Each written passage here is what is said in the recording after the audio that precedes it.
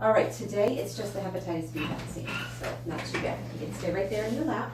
I'm actually not doing that. Why not? I just made my decision that I just no longer want the kids to be vaccinated At all? at all. So I know that's not what you want, but It really isn't. It scares me. It scares me a lot. I know, I hear that, but I have to do what I feel is best. I don't think Is there a specific concern that you have? Oh, there's a lot of concerns. What are they? There's just a lot.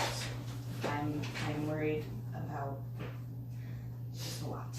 So I wasn't planning on having this conversation today. I didn't know he was getting a shot. Job to have this conversation. Oh no, I know, but I wasn't prepared. I thought Yeah. he was coming in for a blood test today. I'm I'm actually just not doing that today, so huh? there's no blood test. I know, so I don't know why. We'll do that the 1 year. But yeah, there's a lot of, I've reached out and met a lot of other moms who just have a lot of really sad stories, and I've just kind of started doing my own research, and I just don't feel like it's best for my kids, and given the circumstances with Eliana, and then I'm very concerned with his health and all of that, and I feel like him getting vaccinated with all of these problems that he already has isn't going to benefit him right now. So I may change my mind down the road. Okay. Today, So what it is, my job is to kind of let you know at every visit what you're declining and Okay. what we're trying to protect against. Mm-hmm. It's also very important if you decide not to immunize to remember that he's at risk for a lot of other things. So when he gets a fever, that's going to mean a lot different, something different to me than if a child who's fully immunized has a fever. Because that opens up the door for, okay, there could be a lot of bad things going on. So if you call us after hours, for example, and you say, oh, he has a fever, make sure you tell us, oh, and by the way, he's not immunized, because that means something different. Yeah. Makes us a little more nervous for infections, certainly. So we'll see. I also just want to tell you that, there's a very big difference between anecdotal evidence and population-based evidence. Yeah. So, just because someone has a sad story doesn't mean that what happened to them is truly related to the vaccine. Yeah. There's very difficult to prove that. So that's why you have to look at the millions of people who get vaccines.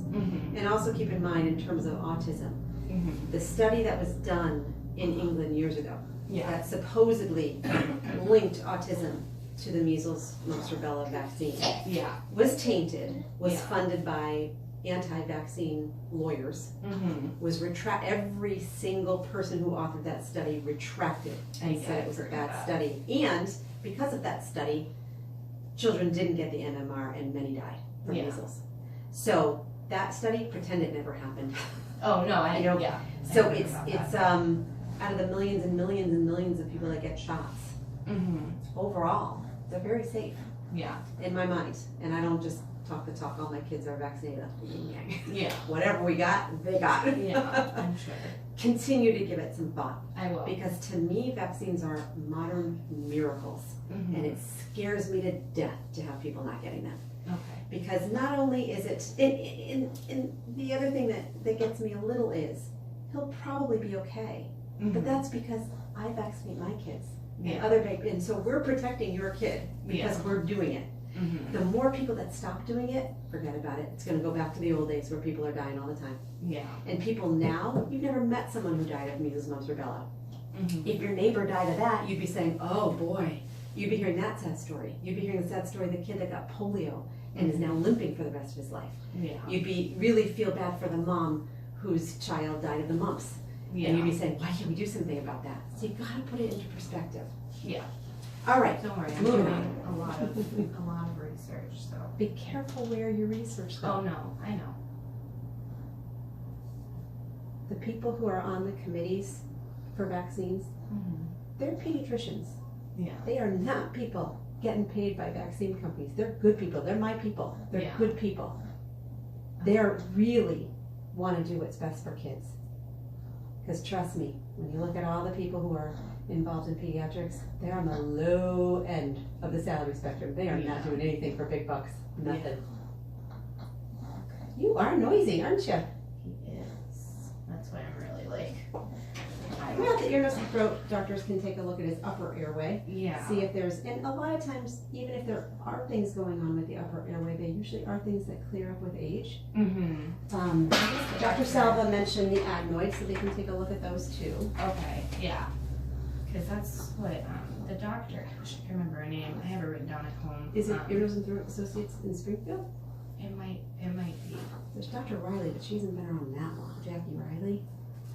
That sounds familiar, but I don't. I know that there was a woman and then there's a man.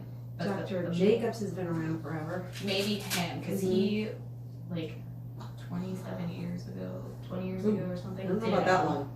Dr. Reiner? No, It was some doctor who actually, his uncle had really bad, he had to get his adenoids and stuff removed or whatever, because he was really, his breathing was terrible, but his grandmother was too scared to have him have surgery, so she waited till he was about 6. So it's this place. Okay. Well, let me know. I'll hopefully make sure that they send a consult report to me. Yes.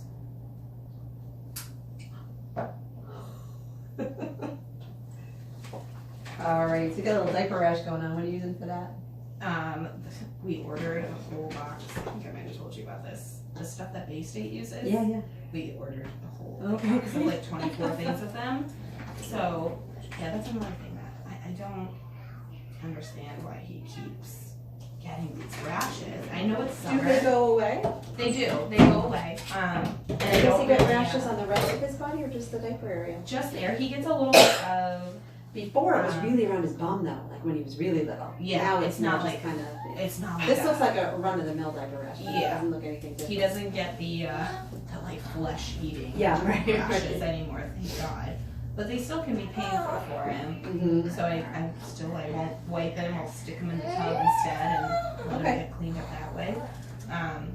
They go away pretty quickly, but they're there. Okay. So I will let you know if anything comes back abnormal on these subclasses of the IgG. okay. Hopefully I'll get some input from ear, nose, and throat that'll make it back to me. I'll see him in 3 months. Just so you know, what we would offer at that visit would be the measles, mumps, rubella, and hepatitis A. Okay. Those are the ones coming up. I'll jot them down, so if you want to, pay particular attention to those, if you're doing your research, you can kind of look at that. Okay.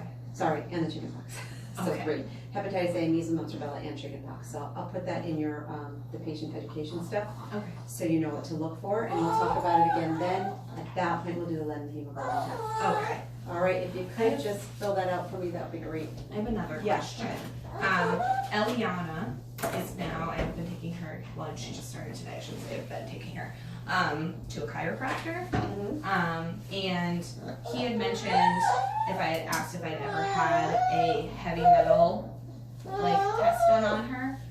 And, Always screen for his lead. Always screen for his lead. yeah, he was talking about, like, mercury, I don't know what else he said. And I asked him, I said, well, who would I ask for that? And he said, probably your pediatrician. So, It's not something we screen for. I've never heard of. I don't, so you never ordered a mercury level on anyone. Okay. So I don't know where. So I don't, I can look into it, Okay. but it's not something that we I normally know, would do. Bubby, I know. Copper would be another one, but we only do it if there's significant liver disease. If there were things going on, and, oh, by the way, liver functions are way off the mark, which we would know clinically because there would be things going on. Yeah. So, that's something we usually do. That's fine. All right, I'm gonna get this stuff done so it's ready for you when you check out, okay? Okay. Make sure he's still in the back You want seat, me to facing just- back. Yes, he is. Do you want